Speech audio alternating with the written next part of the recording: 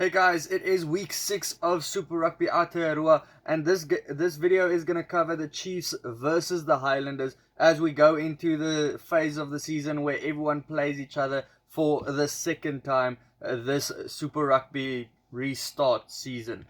As we go into the standings so far, these two teams are stuck at the bottom of the New Zealand Conference or the New Zealand standings.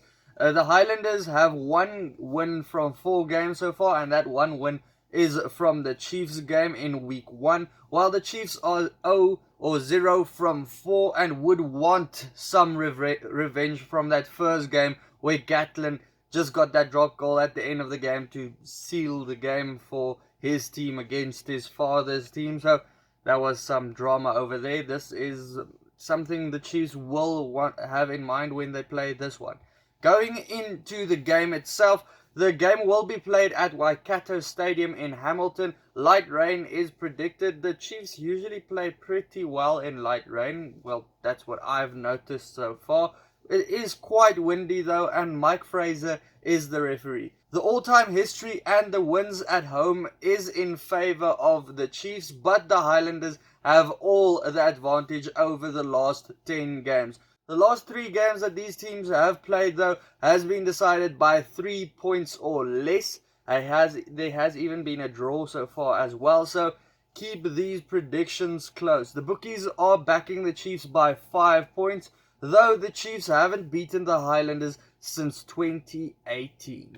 Going into the teams picked, looking at the teams, you can see Gatland made a couple of changes in his backline, basically overhauling the whole backline, which has underperformed, to be honest. The biggest change there, Trask coming in to join Weber in the halfback pairing, with Cruden really probably not living up to his expectations or the hype of him coming into the side. He's looked like he changed around a little bit in the last couple of weeks and really performed a little bit better.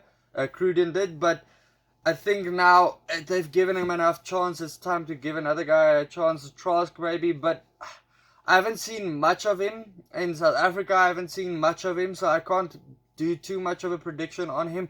They don't give him a lot of time on the field, usually 10 minutes or so, and in that 10 minutes he hasn't made a big difference to the side. Brad Weber has also not been in the best of form, but they are up against 2 guys that are in the best form of, well, this year or their life, or you can make the call there. It's Smith and Hunt in their halfback pairing for the Highlanders.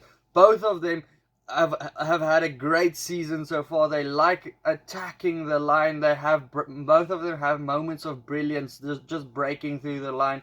And without them, the season for the Highlanders would probably be completely gone. They would be at the bottom of the table completely, but they are keeping them in it. The midfield partnership, it's also changed this week for the Chiefs. We see Nankivell and Anton Leonard-Brown back in the partnership. It is the partnership they used preferred last year in the 2019 season, which was great for them. They used that combination really well last year. Both of them are very good at attacking the line and making some space for players outside of them. Nankivell was in great form last year, scoring quite a few tries. I think was it 2018 as well, where he was also in brilliant form. Anton Leonard-Brown, I do like him at number 13 in specific games where he just has the ability to shut down any form of attack. So that's a brilliant move from their part. And remember, we also have Damian McKenzie at fullback for the Chiefs. And I think he's probably going to play more of a pivotal role in this game because Trask is at number 10. So they need more of experience in some playmaking times. So I think Damian McKenzie is going to play a very important role in this game. Another guy that's important in the midfield, Tompkinson for the Highlanders. He's been in great form as well, especially on defense. He's a regular top tackler in the Highlanders side, believe it or not. He does make his tackles all the time. I think he probably misses 1 out of 15 every game. And then out wide, finally we see Mackay playing. He has been injured for most of the season and then 2 weeks of not picking him. I wasn't sure what was happening over there. A lot of fans are happy that he is finally being picked. So I'm excited to see what he does up against Alamala, who is also picked for the Chiefs. The number 8 battle is going to be a big one with Sowakula up against Makaele Tu'u. Both of them have had some great weeks so far in this new season, regularly going over the advantage line. Kane's captaincy will be an important one in this game, because if he wants his team to get their first victory of the season, he's going to be an important role for them.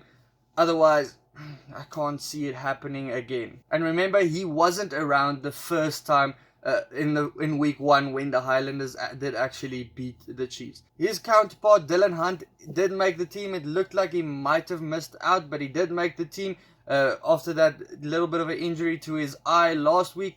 The breakdown contest is going to be an interesting one between Frizzell and Bashir, with Frizzell probably being favourite here. Bashir has really struggled since the law variation, or the laws being really strictly enforced at the breakdown time. We haven't really seen him doing what he usually does, and I think that's also a little bit of an issue for the Chiefs at the moment.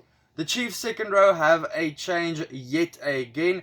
I don't know how this will make them go again at line-out time, because they've been struggling there because they've had a lot of injuries, and the Highlanders line-out has been pretty good. Well, the starting line-out at least. The scrums look to be pretty even as well, and it's a tough one to call between these two sides.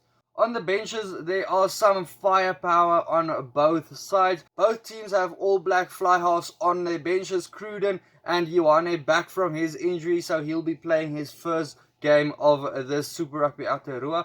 Tupaya, he finds himself on the bench for the Chiefs, and I think this might be a good call from them. He hasn't been in the best form.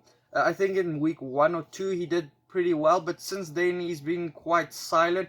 I think this is the best move from him, or from the coach Gatlin, because you get a little bit more from him when coming off the bench, because he wants to prove himself and just make a difference when he comes on. The legend Adam Thompson also finds himself on the bench for the Chiefs because he's included for second row cover. Coltman of the Highlanders, he butchered a couple of chances last week against the Hurricanes. I think probably 3 or 4 lineouts, so I think there's probably a couple of fans not too happy with him. He's great when he is on form, but when he's off form, you get stuff like that. Look, it didn't help that Paripari Parkinson was off the park as well when he did come on, so hopefully this week he did improve, because he is a guy that I like. I want him to perform well, so hopefully things go better for them when he does come on. Otherwise, at the end of the game, it could be tough for them yet again at line-out time. This is a tight one to call, just like the first one. It will probably go till the last minutes of the game, with a drop goal maybe separating it at the end. Look, the backline of the Chiefs did make a lot of changes. I know the bookies do favor the Chiefs. I wanted to go with the Chiefs, but just all those changes for the Chiefs, I don't know how settled they are going to be. So I'm going with the Highlanders by 1 point. Guys, let me know your prediction down in the comments below. Also, check out any of these other videos next to me, and then I'll see you for the next one. Cheers.